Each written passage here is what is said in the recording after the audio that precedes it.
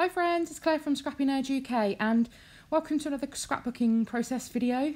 This time this is for Pretty My Page, who provide digital downloadable cut files and also pre-cut cut files. So this month I chose to use this globe one. I originally was going to do a travel theme, but I thought that'd be quite obvious, and I'm desperate to try and kill this collection, which is the Dream Big collection from Simple Stories. So that literally is all the scraps that I have left to work with, and I am going to backfill my globe with all of these bits of pattern paper that I have left. So I've just put them into two piles. One of them will be all the really scrappy scraps, and then the other one is where I've got at least a 3x4 amount of paper left. So I'm going to show you two ways that you can back a cut file. One of it's more winging it, which does work in some occasions if there's smaller bits like this, where if it overlaps into the other white areas, it's not too much of a problem. So literally I just eyeballed it and cut that bit down and added some glue to the back and then just stuck that pattern paper down, which is the same as what I'm doing here. I'm just eyeballing it just to get the size that I want, and you see that I have to make multiple cuts to get this correct. It's not the best way to do it, but sometimes I get a bit bored with the other way, so whichever way really suits you if you're going to attempt to backfill. And then this is the other way, which is a bit more precise. So I just grabbed my pencil. So the object is that you trace through from the back to the front of the file. So this is going to be the front of it, of course. This is where the pattern paper is. And so I want to flip it over and I want to flip the bit of paper over. So I want to see the back side of the paper. I'm going to trace around the area that I need to cut, and then I'm going to cut about an eighth of an inch around that pencil mark. And then that's going to give me enough paper in order to stick to the cut file. And it makes it a lot more precise, and I don't know whether it's quicker or not. But yeah, I get a bit bored with tracing around and doing it that way. But I think in the long run, it's probably the easier thing to do because it's more precise. It'll take you less time to cut, and it's less waste as well, so you don't end up cutting bits that are too small that aren't going to fit. So I'm going to speed this process up just to show you the completed backfilled file. Now I will let you know that there will be a change in the colour here. So I stopped the camera whilst I was doing the rest of the backfilling. Now if you haven't watched any of my other videos, then hi, welcome. I am currently in the process of having my craft room. It's like a building site in there at the moment. We have got a dehumidifier and we've had a leak, so all the floor's up and the screed is exposed, and we've got a dehumidifier running. We've got an industrial heater and an industrial fan blower, and it literally is just chucking dust everywhere, and I think that's what's causing problems with the lighting on my camera. So apologies for the change in the lighting tone here, and I hope that it's not too detracting from what I'm doing. You can still clearly see what I'm doing, so I thought it wouldn't be too much of an issue to pop this video up. I'd rather you guys see the layouts that I create, regardless of whether there's an issue with the lighting conditions. But it is becoming very frustrating. But once my craft room has been reinstated, or the floor's been reinstated, it's been painted, then I am redoing it. So this is going to give me the opportunity to move desks around and all sorts. So, and I'll probably film the whole organisation, redecoration for YouTube as well. So you can look forward to that. So the photograph that I'm using, I don't tend to use many Disney photos on normal, I say normal paper. If I've got any Disney photos, then I do tend to use them in with my Disney collection, so all the Sei-Chi stuff. And the Echo Park collections. But this photo here was taken at Disneyland Paris, and I wanted a photograph of me and my husband. Now my printer is currently not plugged in at the moment because of everything that's going on. this temporary situation that we're in. And so I had to grab one from my box that was already printed, and so I chose to go with this one.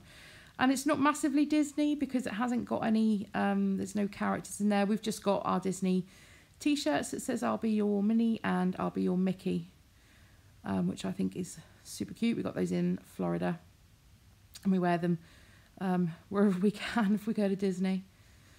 I'm a huge Nightmare Before Christmas fan, and I wanted the Jack Skellington ones that said I'll be your Jack and I'll be your Sally, but we'd already bought these Mickey and Minnie ones and James said no, so we had to stick with these ones.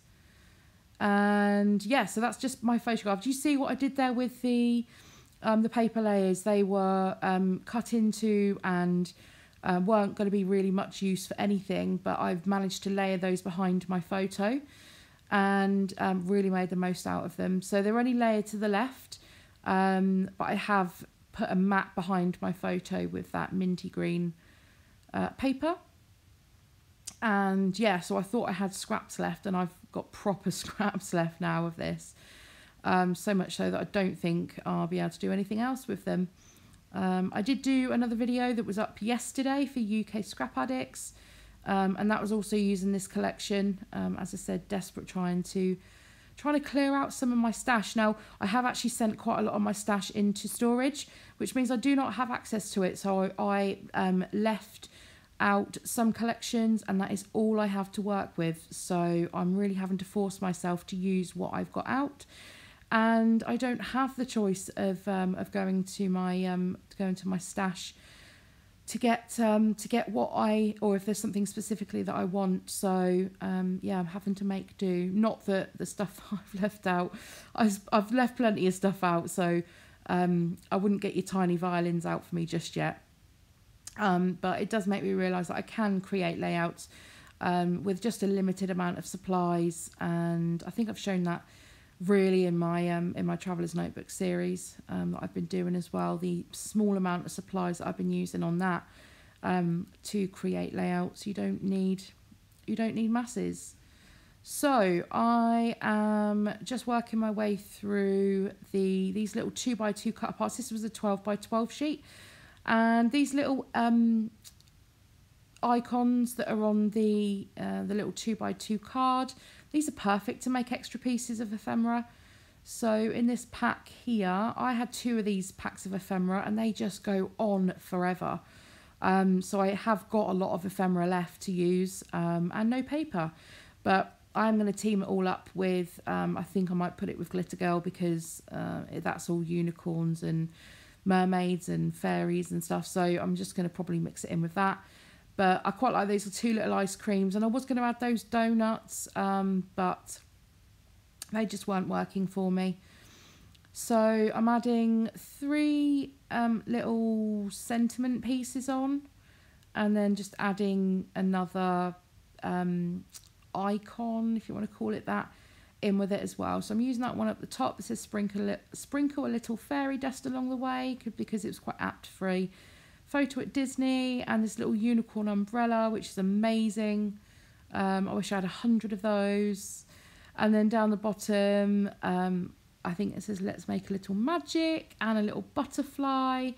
And then to the left, life with you is truly magical. And obviously those little ice cream cones. So whenever I use butterflies, I only ever put glue down the middle stem of the butterfly, and I pull the wings up. Now, when it goes into the album, obviously this is going to get flattened out, but it's not going to go completely flat. And you could put a little bit of foam behind each wing just to give it that dimension as well. I do tend to do that most of the time because I don't like my layouts looking too flat. So just coming in here with some foam tape and just, again, adding some foam on, more so to bring it all up to the same height, because I've backed the cut file with foam and also my photo. And yep, so that's all working well. So just adding in the final few pieces. I did really struggle with embellishments on this one because I didn't feel like I had natural areas. Apart from that one up there, I didn't feel like I had natural areas to put my 3 embellishment clusters, but I think it still works in the end. So final few things then, I'm just coming in with the 12 by 12 sticker sheet, and you can really see there's not much left on that, and I'm desperate to try and use as much up as I can. I like to get the most out of any kit that I buy, and I've actually got quite a few layouts with this kit. And it's great that I'm actually not scrapping on white cardstock. So that's one good thing about cut files as well, the fact that once I've cut it in white, I don't generally put white on white. I have done as a design element, but generally not. I try to use some pattern paper. I will leave a link down in the comments section, in the description box, to the Pretty My Page shop. So if you wanted to take a look at any of the cut files, then head on over. If you've got any questions, then ping Lisa an email, and this is pretty much done. So thank you very much for joining me. As always, it's been a pleasure. Please give the video a thumbs up and subscribe, and I'll see you next time. Bye.